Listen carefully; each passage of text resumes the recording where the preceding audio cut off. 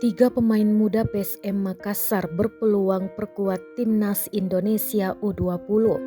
Garuda Muda dalam waktu dekat akan berlaga di kompetisi Piala Asia U20 2023. Turnamen tertinggi sepak bola Asia untuk kelompok usia U20 akan berlangsung pada 1 hingga 18 Maret 2023.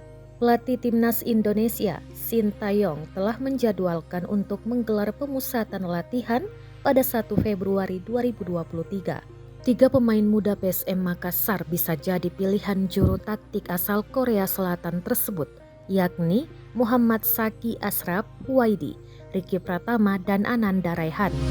Pasalnya, tiga pemain ini selalu mendapat kesempatan bermain reguler bersama Laskar Pinisi di Liga 1 musim ini. Tentu ini menjadi modal berharga bagi Saki, Ricky, dan Ananda bermain di timnas U20. Lantaran semakin banyak menit bermain diberikan, mereka bisa mengembangkan dan mematangkan potensi yang dimiliki.